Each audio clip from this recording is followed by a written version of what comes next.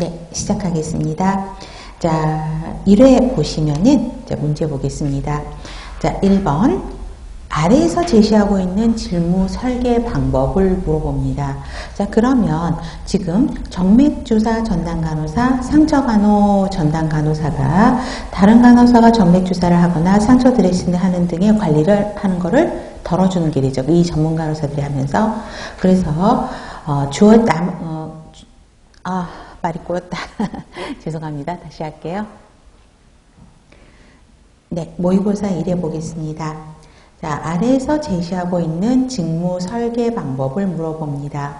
자, 정맥주사 전담간호사, 상처간호 전담간호사가 정맥주사 관리를 하고, 그 다음에 상처간호 전담간호사는 상처 드레싱을 하게 되죠. 그러면 일반 간호사의 업무 중에서 IV 빠지고 상처 간호에 대한 걸 빠질 수 있기 때문에 간호사는 주어진 간호 업무에 더 많은 시간을 할애하고 집중할 수 있다라고 되어 있습니다. 그러면 아주 단답형으로 아래에서 제시하고 있는 직무 설계 방법이 뭐냐라고 물어봤을 때는 어떻게 대답하셔야 되죠? 우리 직무 설계 방법, 단순화, 직무 순환, 직무 확대, 그 다음에 직무 충실함, 직무 특성 모형 5가지 방법이 있죠.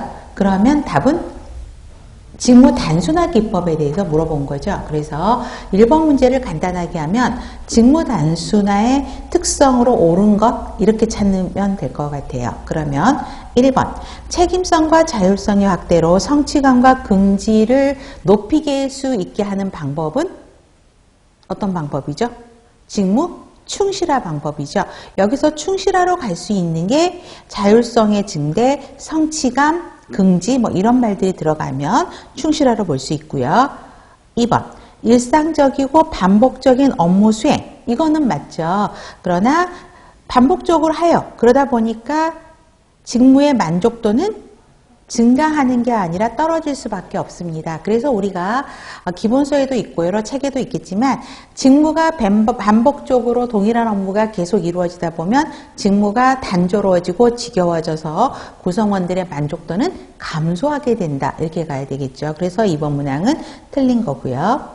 3번 약간의 훈련만으로도 기술 습득과 충분한 과업 수행이 가능하기 때문에 구성원들 간의 호환성이 굉장히 높죠. 그래서 직무 단순화 기법의 대표적인 장점에 해당하는 것입니다. 답은 3번이고요. 4번 관련 직무 및 수행자에 대한 이해와 전체 생산 과정에 대한 시야가 확대되는 것은 어떤 직무 설계 방법의 장점일까요? 직무 순환에 대한 내용이겠죠. 그래서 직무 순환의 장점을 보시면 여기에 대한 것을 찾을 수 있을 겁니다. 그래서 답은 3번이 되고요. 2번 경험이 미숙한 구성원에게 유용하다. 응급상황이나 위기상황에 가장 유용한 행동 리더십은 무엇입니까? 라고 물어보면 우리 행동 리더십은 3가지가 있죠. 전제형 리더십, 민주형 리더십, 자유방임형 리더십. 그럼 셋 중에 답은 전제형 리더십을 물어보죠. 자, 그러면 닭가지행에서 전제형 리더십의 특성을 찾으면 되는 거죠. 자, 명령보다는 조언을 통한 인간관계와 팀워크를 중요시하는 것은 어떤 리더십의 특성일까요? 민주형 리더십의 특성이죠. 2번 외적인 강제적 힘에 의해 구성원들이 동기부여가 된다고 믿기 때문에 업무팀의 일체감 형성이 어렵고 구성원들의 책임감, 만족감이 낮게 되는 것은 이게 전제형 리더십의 단점이 되는 거죠. 그래서 답은 2번이고요. 3번 구성원들의 업무 수행 능력과 전문성을 키우려 할 때 가장 효과적인 리더십은 무엇일까요? 3번도 단답형으로 하게 되면 자유방임형 리더십이 들어가게 되겠죠.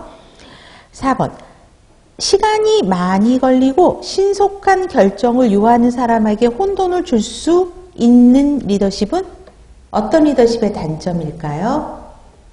민주형 리더십에 해당하는 것이죠. 그래서 답은 2번인 거고요. 3번 3번에서 문제의 핵심은 뭘까 여러분? 간호 업무의 표준화라는 말이 들어가 있죠. 업무 표준화, 매뉴얼을 만든다는 거예요. 그거를 설명하고 그거를 통해서 학생 교육의 능률을 높이는 방법이요. 그래서 그 박스에 들어가 있는 내용 중에 보면 자, 실습일지를 확인하고 실습일지에 있는 체크리스트에 따라서 실습 시간에 따라 관찰한 거, 수행하는 거, 작성할 것을 실제 임상 실습에서 이렇게 하고 있죠.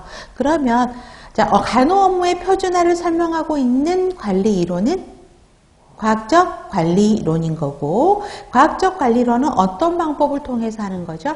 시간 동작 분석 연구를 통해서 하게 되죠. 그래서 답은 4번이에요. 자, 그러면 3번에서 행정의 객관성을 보장한다. 그러면 행정의 객관성을 보장하는 게 행태과학론은 아니죠. 그래서 이거는 문제하고 상관은 없는데, 자, 행정의 객관성을 보장한 관리 이론은 무엇입니까? 라고 물어본다면, 행정의 객관성, 키포인트. 그러면 관료제 여러분 한번 찾아보세요. 기본서에도 관료제 있었고 여러분들한테 드렸던 관료제 이론도 보면 거기에도 항상 행정의 객관성을 확보하였다라는 말이 들어가 있습니다. 그래서 행정의 객관성 보장은 관료제의 대표적인 특성이다라고 보시면 돼요. 그래서 답은 4번 과학적 관리론 시간 동작 분석 연구를 통해서 하는 것이고